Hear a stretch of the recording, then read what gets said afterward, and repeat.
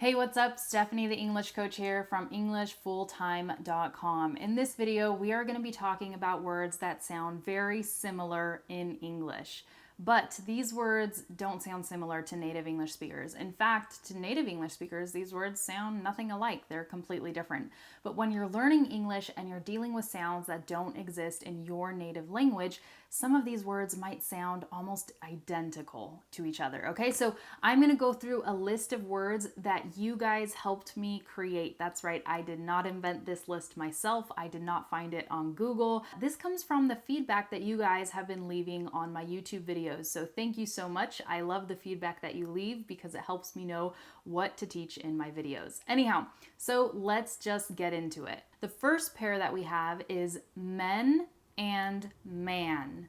Men, man. Many men, one man. Men, man. N, an. Next we have want and wan. Like I want a car or I won a car. Now, the reason why these two sound so similar is because when they're said quickly, they actually do sound exactly the same. Listen, I really want a car. I want a car, right? When we say them quickly in fast speech, they're said the same way. I want a car, right? But when you pronounce these words individually, one is want with the T at the end, and the other is wan with the N at the end. However, when we do pronounce want, we rarely pronounce it with the T at the end. Usually we cut it off and we say want. I want that. And the other word is wan. So the difference is want and wan. Want and wan. Now the next pair of words is one, like the number one, and also wan. One, wan. Now, one of the reasons why these words get confused so much is because a lot of people actually say one. Like, yeah, I won a car. So they pronounce it exactly like the number one, and maybe that's why you've been confused. I do not, however. I would say I won it. I don't say I won it, but a lot of people do. So that's another reason why they sound exactly the same sometimes, because they do. They are the same, depending on how people pronounce them. Next, hair and air. Do you see how I'm taking a breath in and then I'm releasing it to say hair, hair, hair, right? Because you do have to release that breath of air. That's the H sound, right? Hair. The word air, on the other hand, I just start right away with the word air. The air was blowing through her hair. The air was blowing through her hair. Hopefully you can hear the difference there. Next, tree, three, free. This set of words is one that you guys have told me that you struggle with. The difference is what comes at the beginning of the word. So tree, we have a strong CH sound there. Ch, tree, tree, tree. Then we have three, three, three. Okay, so the tongue does go between the teeth. You do not have to exaggerate this and say three like that, okay? Three, three, three. My tongue is like right between my teeth, right behind my teeth, and it's just there quickly, and then I pull it back. Three for the R, three. Then we have free, free, okay? Free. That is the F sound. My vocal cords do not vibrate. I'm just releasing the air, blowing it out, and my teeth are right here on my bottom lip. And notice the top lip is relaxed. Free, free. Okay, so tree, three, free. Try saying that fast a few times. It's a real tongue twister. Next, loose, lose. Loose, lose. Okay, your shoelaces are loose. Did you lose the ball? Your shoelaces are loose. Did you lose the ball? What's the difference here? There are two main differences. One is that the vowel is elongated. We have the same vowel in both words, ooh, ooh, but one is longer than the other. Listen, loose, lose, loose, lose, okay? The other difference is the ending. Loose has the S sound, loose, Then we have lose, lose, that's the Z sound. Next we have prove and proof. Prove and proof, okay? Can you prove that? He wants proof. So here we have some very similar differences. The vowel sound, right? Prove, that's longer. You're saying it for a longer length of time. And then proof is a lot faster. Proof, prove, proof, okay? And then the other difference is the ending. Prove, has the V ending, Proof has the F. So the way these sounds are made is almost exactly the same. The tongue, the teeth, the lips, they're all in the same position. The only real difference is the vibration of the vocal cords. With the V sound, your vocal cords vibrate. With the F sound, they don't. Next, leaf and leave. Leaf and leave. Again, we have the same differences here as we've been having in the previous set of words. Leaf, the E sound is very fast, leaf. And then in leave, the E sound is longer, leave. That's a beautiful leaf. He wants to leave. Okay, and the other difference is the ending. Again, we have the V versus the F. Leave, leaf. Next, year and ear. The difference here is just the Y sound at the beginning of year. It's going to be a great year. Ow, my ear hurts. Ear, year. Okay, so you should be able to hear that Y sound at the beginning of year. Now, if you can hear the sound, then you can practice making it and saying the words correctly.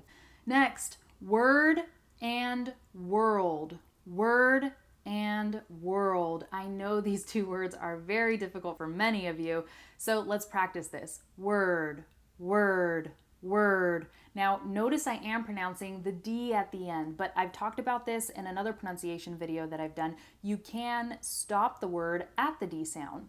Word, word, word. That's a really long word. Or I could say, that's a really long word. Okay? But usually if it's at the end of a sentence, I might just cut off the D sound. Same with world. I don't have to say world. I can say world. This is a crazy world. Do you see how I'm stopping the word at that D sound? Now, one thing I should mention though is that sometimes the D sound will get attached to whatever comes after it, like this.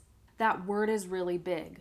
That word is, word is, word is, diz, word is. That word is really big. Now, one quick tip for pronouncing world, you can also think of it as two separate words. Were, like the word were, and then old, like that man is old. Were old. That's actually a trick that someone commented on my last pronunciation video. I thought it was pretty cool, so I wanted to share it with you guys here. So, were old, world. If you think about it like two separate words, that might help. Next, we have ship, sheep. E, ship, sheep. And I'm going like this because you should be able to hear that one sound is higher than the other, okay? E, this sound is a bit higher and it's placed more forward in the mouth. All of the vowel sounds that we make are made in different places of our face, our vocal apparatus, okay? Some sounds are made more in the back, some are made more in the front, some are made maybe more in the nose, depending on what language we are speaking, okay? Some languages have more nasal sounds than others. So the sound E, when I'm exaggerating it, look how my mouth just widens like this, E. However, when I'm saying sheep, okay, I'm not going sheep like that. That's totally awkward. I'm just saying sheep, sheep. So you should be able to make that E sound without exaggerating and going E like that. But doing that sort of just shows you where the sound is placed in your mouth, okay? Anyhow, sheep, sheep, ship, ship. Okay, again, if you can hear a clear difference, that is going to help you pronounce them correctly. You have to hear the difference first, and then you have to play with your voice and practice until you can say it the way I'm saying it. Next, we have sick and seek. He's really sick. She wants to seek a new job. Eek, ick. And again, you don't necessarily have to pronounce that K sound at the end. You could say he's really sick. He's really sick. And likewise, with the other examples I gave of words connecting to whatever comes after it, when I said she wants to seek a new job, I'm saying seeka, seeka. She wants to seek a new job. Next, pill, peel. Every morning he has to take his pill. Peel the orange before eating it. Pill, peel. ill, eel. Next, tax, task. Tax, task. The ending is inverted. One has the KS sound, tax, and the other has the SK sound, task. You will have to pay tax with that item. Don't worry, it's an easy task. Next, beer, beard. He spilled beer in his beard. Okay, I am cutting off the D here of beard because I don't really say beard. But again, in English, we tend to cut off lots of sounds at the ends of words, especially consonant sounds, okay, where you can just stop the sound in your throat. Anyhow, beer, beard, beer, beard, ear, eared, ear, eared. Next, pepper, paper, epper, aper. She puts pepper on her eggs. He wrote it down on a piece of paper. Okay, and this video would not be complete without a couple examples of profanity, so if you have children around, please send them away or mute this video or do something if you don't want them to hear this. Because the next couple words we're going to talk about are swear words. Here we go. Bitch, beach. Now, if you listen closely, there's actually real words inside these words. Itch, itch, like my leg itches. Each person is different. Each. Bitch, beach. Okay? So again, we have I, and E.